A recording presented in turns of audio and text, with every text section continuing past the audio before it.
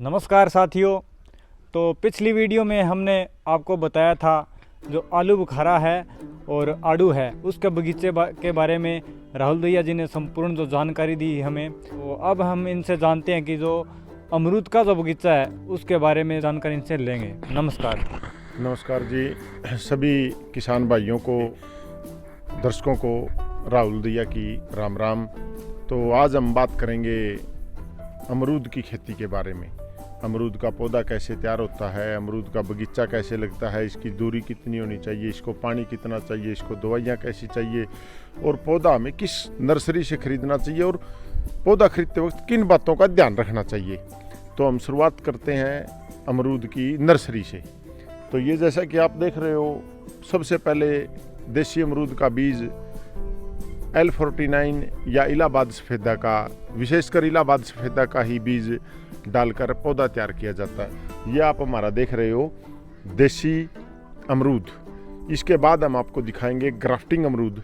हम चलते हैं उस नर्सरी की तरफ जहां हमारा ग्राफ्टिंग अमरूद है। ये हमारा देसी अमरूद है, चलिए हम आपको वहां दिखाते हैं। तो ये है हमारा ग्राफ्टिंग से तैयार होने वाला जो पौधा जो तैयार हो रहा है अभी, जो जुलाई अगस्त के महीने में ज़मींदार अपने फील्ड में लगाएंगे। ये है हिसार सफ़ेदा की नर्सरी। ये पौधा हम हमारे बगीचे से ग्राफ्टिंग लेकर हमारे जो ट्रेंड लेबर हैं उनसे तैयार करवाते हैं। हम पौधा तैयार करते वक्त इसमें विशेष सावधानियां रखते हैं, जैसे कि निमाटोड की दवाइयां हैं, फंगिसाइड है, अच्छा पानी देते हैं। नमकीन पानी से काफ़ी लोग पौधा तैयार करते हैं तो वो पौधा फील्ड में जाकर मतलब दम तोड़ जाता है। तो आप ये भी ध्यान रखें कि अच्छी ज़मीन का अच्छे पानी से तैयार हुआ पौधा खरीदें आप। ये देखिए, अभी बगीचे में घूमते घूमते हमारे को एक चीकू के प्लांट से चीकू भी मिला है। तो हम बात करते हैं अब अमरूद के बगीचे की। ये देखिए, ये हमारा अमरूद का बगीचा है और ये हमारे अमरूद के पौधे जो ग्राफ्टिंग किए हुए हैं वो तैयार होने लग रहे हैं। तो किसान भाइयों, आप सरकार से मंजूर शुदा नर्सरी से ही पौधा खरीदें और उस नर्सरी से पौधा खरीदें जिसके खुद के मदर प्लांट है। जिस नर्सरी के पास खुद के बड़े मदर प्लांट नहीं है, आप उनसे पौधा न खरीदें।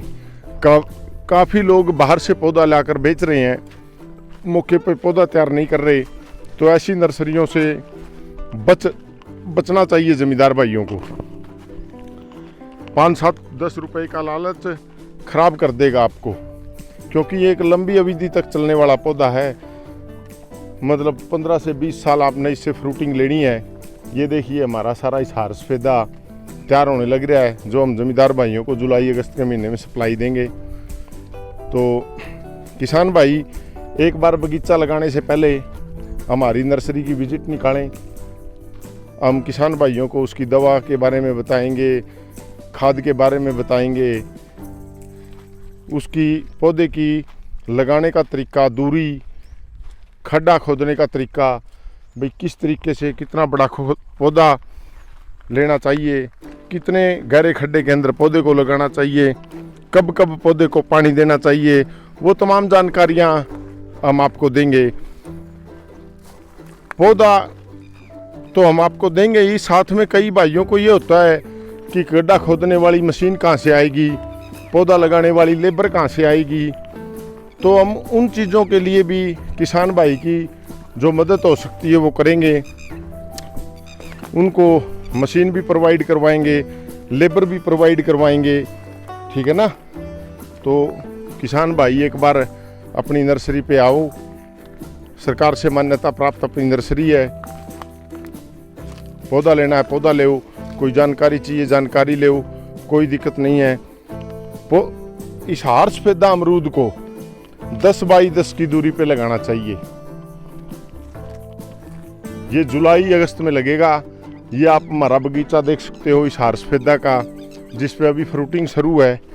जो 7वें महीने की 15 से 20 तारीख को ये फल शिवरात्रि के व्रत पे पक्के तैयार हो जाएगा। ये देखो, फ्रूटिंग इस पौधे पर आनी शुरू हो चुकी है। गुच्छे में ये अमरूद लगता है। खाने में बहुत ही मीठा अमरूद होता है। इसमें बीज की मात्रा काफ़ी कम होती है। बिल्कुल गोल आकार होता है इसका अमरूद का। और ख़ास बात ये है कि मार्केट में बड़ी ज़बरदस्त पकड़ है इसकी। उसका खास रीज़न इसकी मिठास, इसकी शाइनिंग, इस फ्रूट की गोड़ाई, और ये 2 से 3 दिन तक ख़राब नहीं होता। गर्मी सर्दी बारिश में आपने अक्सर देखा होगा कि अमरूद का जो टेस्ट है वो बिगड़ जाता है, ज़्यादा बारिश होने से वो फीका हो जाता है, ज़्यादा गर्मी में वो खट्टा हो जाता है। लेकिन इस अमरूद में ऐसी ज़्यादा कोई दिक्कत नहीं है कि ये आपको कहीं नुकसान की तरफ ले जाएगा। सबसे अच्छी बात अमरूद की खेती में, ये ज़मींदार को नहीं मारता। जैसे कोई भी फसल है वो एक बार फ्रूटिंग उठाती है, एक बार फ्रूटिंग उठाने के बाद वो दोबारा फ्रूटिंग नहीं उठाती। जैसे किन्नू को ही ले लो, अपना मौसमी को ले लो, नींबू को ले लो, ये एक फसल उठाते हैं। अगर उसी टाइम कोई मौसम की मार हो जाए, सूखा हो जाए, गर्मी हो जाए, बारिश हो जाए, ओले कांकड़े हो जाए, मतलब कोई भी नुकसान, बिजली चमक जाए, बादल गरज जाएं, तो वो फसलें चौपट हो जाती हैं। लेकिन अमरूद क्या है कि हर 15 दिन 20 दिन के बाद अपना एक जोर देता है, अपनी फ्रूटिंग उठाता है, 8 महीने फ्रूटिंग लगातार देता है। तो मतलब ये धीरे धीरे फ्रूट उठाता रहता है। अगर इसकी एक फसल खराब हो जाती है तो 15-20 दिन में ये दोबारा फ्रूटिंग ले लेगा। तो अमरूद कहीं भी किसान को घाटे की तरफ नहीं ले जाता। जितना भी आप लोग मेरे को जानते हो, जितना आप लोगों ने मेरे को देखा है, ये सब हिसार सफेदा अमरूद की देन है। मतलब मैं कुछ नहीं था, कोई राहुल को नहीं जानता था। आज अगर लोग राहुल को जानते हैं, चेयरमैन फ्रूट फार्म गांव दमन को जानते हैं, तो उसका रीज़न अमरूद है।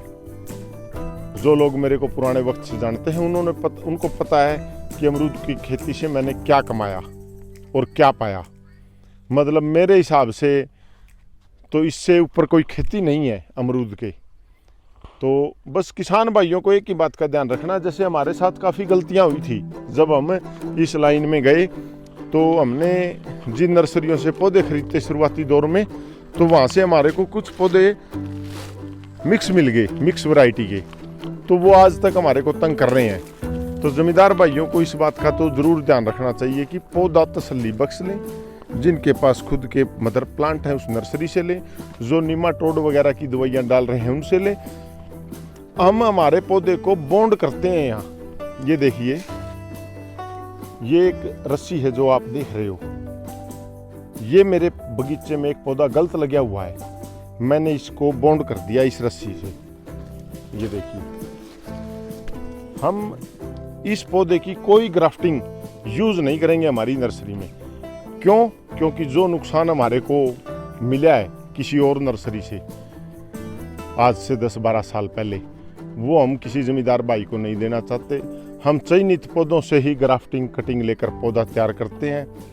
तो किसान भाई उस नर्सरी से पौधा खरीदें जो सरकार से मान्यता प्राप्त है, जिनके बिल को अथॉरिटी है, जिनके पौधों में निमाटोड की दवा डली है, जिनकी फील्ड में आज तक कोई शिकायत नहीं है। उस नर्सरी से पौधा खरीदें जिसके कम से कम मतलब 5-4 साल के अंदर बगीचे फील्ड में लगे हुए हैं। आज हम क्या करते हैं कि रोड पे कोई नर्सरी देखी, कहीं बैठा है, 2 रुपये 10 रुपये के लालच में वहाँ से पौधा खरीद लेते हैं। हम पहले उस नर्सरी के रिजल्ट देखे, उसने किसको पौधा दिया और किसके बगीचे में क्या हो रहा है। अभी आप मेरे बगीचे में खड़े हो, मेरे पे विश्वास क्यों करो? जितने बगीचे मैंने लगवा रखे हैं एरिया में, फील्ड में, आप उन जमींदारों से मिलो, वो मेरे बारे में क्या कहते हैं, उस बात पर जाओ और फिर पौधा खरीदो। मतलब सीधा किसी नए आदमी से लिंक मत रखो पौधा खरीदने के लिए। मतलब लंबे टाइम की खेती है, ये तो रिश्तेदारी वाली बात है। अगर पौधा हमने फील्ड में डाल दिया ना, तो एक रिश्तेदारी की निभाना पड़ेगा सालों साल। तो किसान भाइयों, ये हिसार सफेदा के बारे में कुछ जानकारियाँ थी। किसान भाइयों, ये आप देख रहे हो, ये बब्बू गस्सा का पौधा है जिस पे बहुत अच्छी फ्रूटिंग आई हुई है। ये देखिए, ये भी मेरे यहाँ चेयरमैन फ्रूट फार्म व श्री बालाजी नर्सरी पे कुछ पौधे नाशपाती के, कुछ पौधे बब्बू गस्सा के, जैसे आम है, पपीता है, हिसार सफेदा अमरूद है। इनके तो बगीचे ही हैं मेरे पास, हिसार सफेदा अमरूद, आड़ू और आलू बुखारा के। तो ये तो मतलब हज़ारों की संख्या में पेड़ लगे हुए हैं। उसके अलावा मैंने जैसे चिक्कू है, नाशपाती, बब्बू गस्सा, आम और पपीता, केला, इस तरह के काफ़ी पौधे लगाए हुए हैं जिनकी आप फ्रूटिंग देख भी रहे हो।